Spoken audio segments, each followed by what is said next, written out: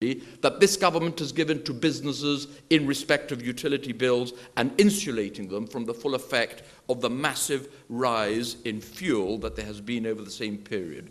Look, electricity has increased by 43% in 15 years.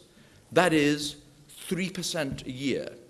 Social insurance contributions, you can of course pick any period of 3 when it will have been higher and choose to quote those selectively.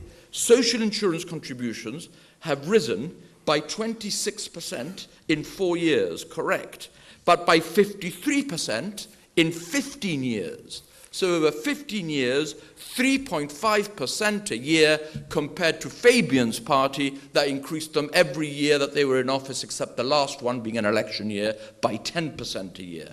So we think that we have kept our social insurance increases and our electricity increases to much less than increase in costs at source and in other countries, and that represents a help to business.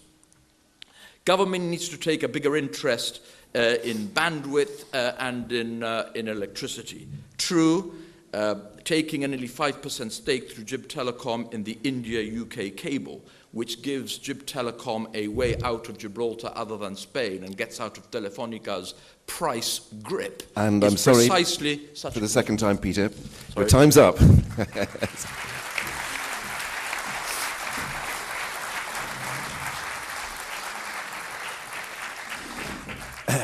I hate to do that, but actually it's good that we're going to keep it moving, and as we do now move into phase 2, I don't have to explain it to you.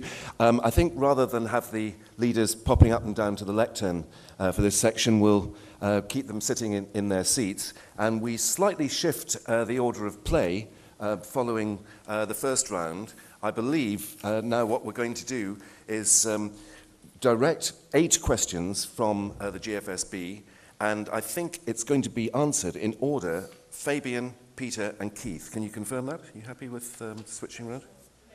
Next one down. So,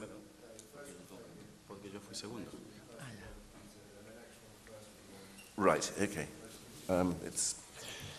So Fabian will answer the first one, and the first question is quite long. These were put together largely by lawyers, and.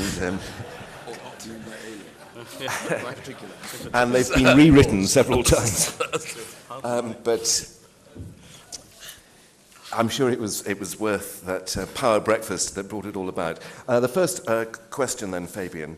The Income Tax Act, as you know, has been in force for 11 months. I think it came in 1st of January, wasn't it? There's a general feeling among the business community that certain elements of the Act weren't adequately publicised in advance, such as small businesses being given notification in respect of penalties that they might incur. So the question to each of the leaders is, should there be a review of certain provisions of the Act? I think, Frank, that's to go further than what the issue that is being highlighted is. I think nobody is saying that there needs to be a review of sections of the Act and of the way that the Act sets out how tax is going to be structured in Gibraltar. What I take from that question is that we need to look at issues that relate to the implementation of the Act. Now, Peter has told us that there has been a holiday in respect of potential penalties.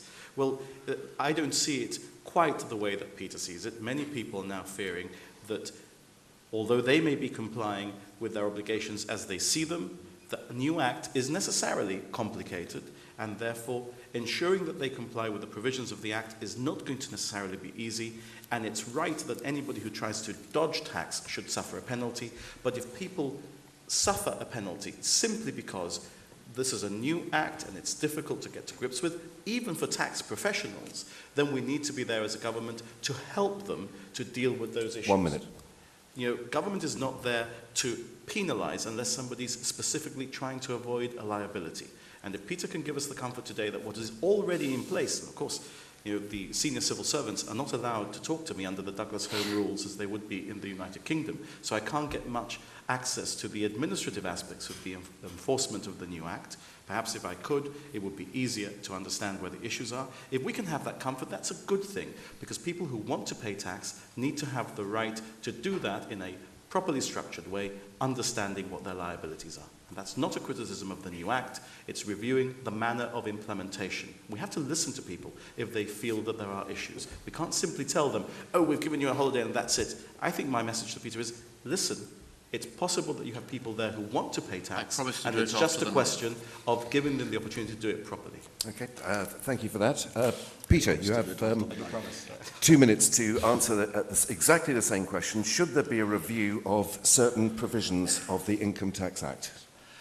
Yes, Frank. Well, thank you. Well, look, the government is in principle willing to consider, but I would urge those who formulated the question to bear in mind that this is a level playing field issue too. Whilst people have a penalties holiday, penalties are not to raise additional revenue. Penalties are to make people comply. And whilst there is a holiday going on, people are free to comply, not to comply, not suffer penalty, not pay tax, and therefore compete unfairly with businesses that do pay their tax on time. So that's got to be taken in the round with any further extension of the penalty period, and Fabian doesn't need access to civil servants, presumably to read the law himself and to know what it already provides in that area. There are other areas of the Tax Act, nevertheless, that certainly do need reviewing, and they've been pointed out to us, and we are committed to doing it. For example, now that we know that it has produced more revenue than we feared we needed to produce, we can revisit the whole question of the treatment given in the Act to entertainment expenses, marketing expenses, and things of that sort, and revert to a more lax attitude that used to exist. The collection of tax, the yield has gone very well, and therefore there is no need to be so strict on that. There is an issue with the fact that the Act doesn't allow apportionment sufficiently of costs against untaxable revenue. So there are some costs that you lose because you can't properly and sufficiently apply it to revenue that does not suffer tax in the right proportion. 10 seconds. So there are issues that need to be looked at. It's a hugely complicated piece of legislation, remarkably few teething problems, really. The ones that there have been will be looked at. Thank you, Peter. And to ask the question so that it's all fair and everybody gets asked exactly the same question. Keith, should there be a review of certain provisions of the Income Tax Act? I'm someone who believes in efficiency. Efficiency in the private sector, but efficiency also in the public sector. Let's remember why this act was necessary, and I do believe it was necessary because there was a need to strengthen implementation. And there was a need for a crackdown, but why? There was a need for a crackdown because there was plenty of non-compliant businesses out there, but there was a need also to look at how there was a public administration of that tax act, because the government was far too lax with certain businesses and with reviewing the due diligence of certain businesses, and that was then being paid by the compliant business sector that feels unfairly penalized by that. I think the width of the debate, the proper debate, is not just implementation, as Fabian says. I actually do think that there is a need to review some of the provisions, and we would be committed in government to do so. It's not just about implementation. We are willing to look at specific provisions. We are in favour of a crackdown, but we would also be in favour of a crackdown on non-compliant businesses, and not just the people who pay taxes and fulfil their disclosure requirements to the tax department and so on. It's also important for the government and the tax department to implement and administer the tax system properly and efficiently. And one of the things that I get a lot of representations about is that it's all very well for there to be a new tax act, but now the government needs to deliver. When there are tax rebates, it needs to guarantee that they will be done and paid back to businesses within a specific period of time. Oh, interrupted at the point where you'd wrapped it up. Thank you very much indeed for that, Keith. We'll be looking at the issue of tax in the later sections as well, and I hope you're already phrasing your own questions, which you'll throw at the three candidates from the floor later on in the evening. But let's move on now to the second question, specifically from the GFSB. And Peter, I think you're first in the batting order for this one. Would your party review social insurance, both in terms of the manner payments are collected and are calculated, rather, and the manner in which payments are collected? Would your party review social insurance on those terms? Well, we've already reviewed it in the sense that we have reduced the payments for temporary and casual workers, which was a request from the business community. The way that it is collected has also been helpfully to business reviewed in the sense that we have merged it with the PAYE income tax system so that it's now one check and one form and one process. So I don't think you can do much more about the collection part of it. In terms of the calculation, look, I know that business sees, and the Federation said in their manifesto that they would like the government to treat social insurance payment distinct from government business taxation strategy. Well, they see it as taxation through the back door. And but it isn't, because the government does not keep the benefit of social insurance contributions in respect of that part of the contribution that goes into the pension scheme, and does not cover, by the way, the cost of paying out old age pensions, which is what the social insurance contribution is. It was a previous government that started the practice or enlarged the practice of having a significant share of the social insurance contribution towards funding of the health service. We have continued with that practice. So it is true that some of the expenditure, some of the contribution goes to what would otherwise have to be paid from general taxation. I don't think there is a huge amount that could be promised for lowering the amount, which I suspect is what businessmen want, to lower the rate of social insurance contributions, which is already much lower than the equivalent tax in the UK and in almost every other country in Europe. There is no other country in Europe where businesses are capped at £32 a week for each of their employees. You all know what the system is in the UK, which is a percentage. Thank you, Peter. 2 minutes does go incredibly quickly, doesn't it? It's difficult to cram everything in to that. So let's move down the line and turn to Keith and put the same question to him. Would your party review social insurance, both in terms of the manner payments are calculated and the way they're collected? Well, it's clear, of course, that social insurance is, of course, a tax. And Peter before gave a statistic about social insurance rising 53% in 15 years, which averages at about 3.5% per year. Of course, look, lies, damn lies and statistics, but that still, I think, you'd find works out at above cost inflation increases on an annual basis. And it's also true that we are suffering the worst global recession since 1929, since 2008. So the last 4 years, and the fact that they've gone up 30% in the last 4 years is particularly relevant in terms of business and the burden on business. It's not good enough to just look at 53% over 15 years if 30% of that has been in the last 4 years when we've had the worst recession since the Wall Street crash. It's, I think, important to look at how it's levied in terms of the calculations. I don't think that in terms of collection, the only thing that I would add in terms of collection is that I think there needs to be a tighter enforcement of collection from non-compliant businesses, because we all know the stories of businesses being wound up, PAYE and social insurance being deducted from employees, but then not get paid into government coffers. The taxpayer is the loser, the compliant business is the loser, because there's not enough revenue that government collects, and then that leads to tax rises. And that's what we would tighten up, and this is why I said before that I believe in efficiency, but I believe in efficiency not just of the private sector businesses, I believe in efficiency of the public sector too. Keith, many thanks. Well within time.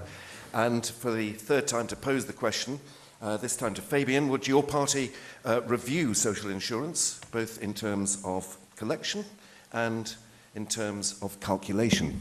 Over to you. Thank you, Frank. I think that the first thing to point out is that I think Peter made a Freudian slip when he was answering the earlier question. He said, the government will. we're all here representing parties today, not the government or the opposition. So I'm going to tell you what the GSLP, if we become the government, will do. And we agree that social insurance should not be a stealth tax.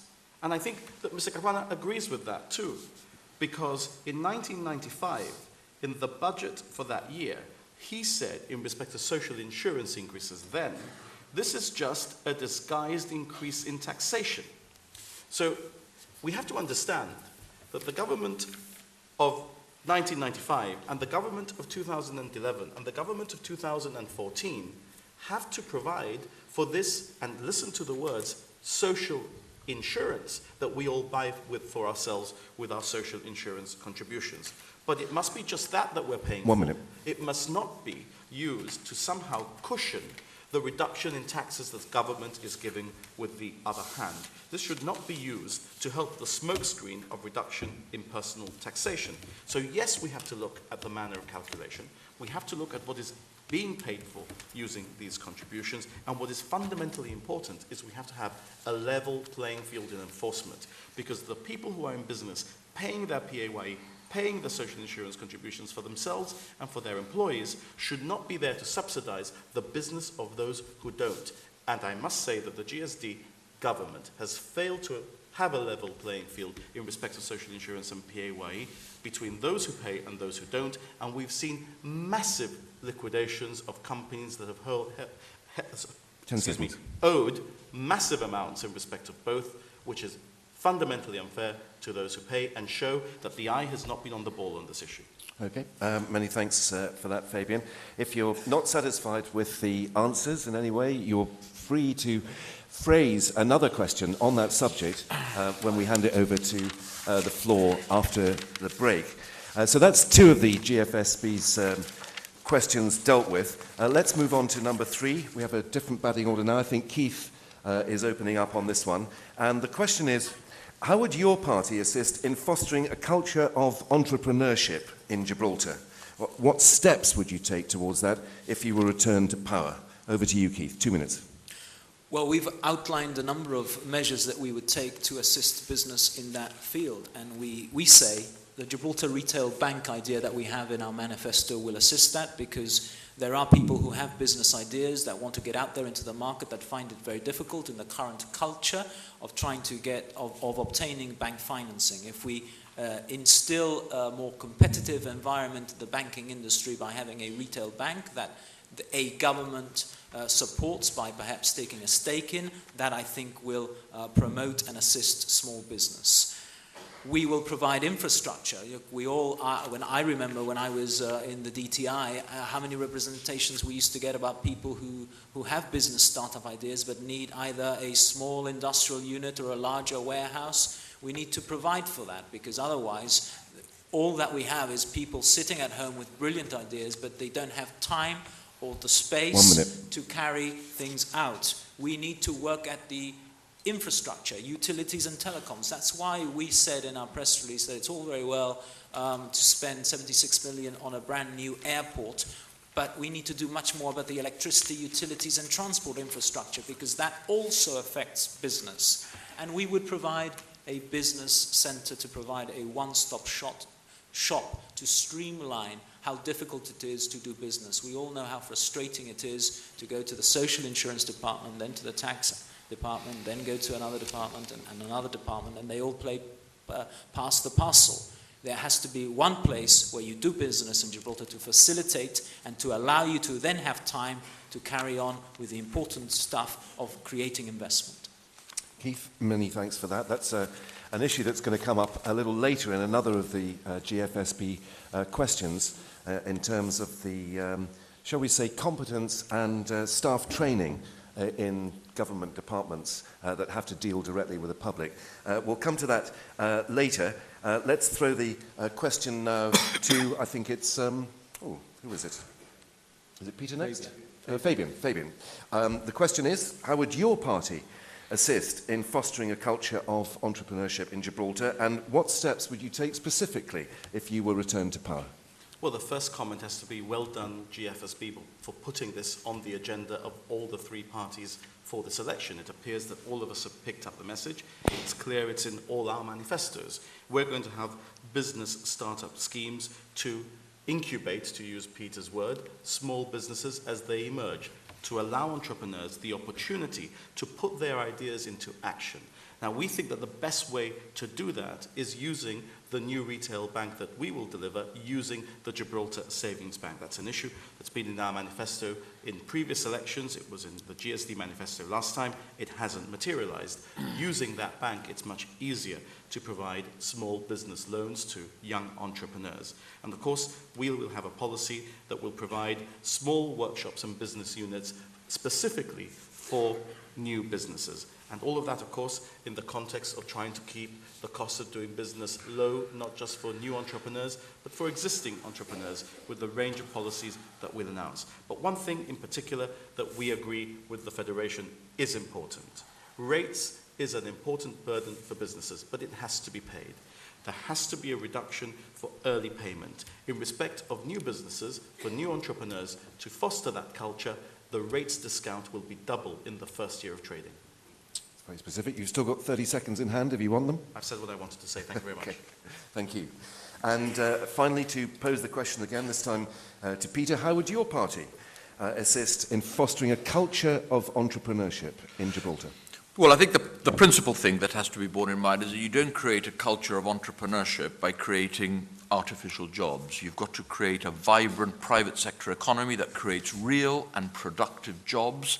Otherwise, you get into the cycle of excessive government costs, lack of productivity, and a dependence on the public sector with nobody wanting to work in the private sector. Our specific ideas for entrepreneurship, I have already mentioned. Startup schemes and incubators are not the same thing. They are additional things. The business incubator is a physical provision of space where costs can be shared and costs can be provided indeed on a subsidized basis, leaving the small businessman who just perhaps has an idea that he wants to float and test the market with to get on exclusively with that and not have to worry about secretarial, receptionist, security and things of that sort. The small business startup package is slightly different. That is small loans, a limited rates and social insurance holiday, help with wage subsidies if necessary, advice in starting up the business, and the one-stop shop concept. So one is a physical provision of facilities at the business incubator, and the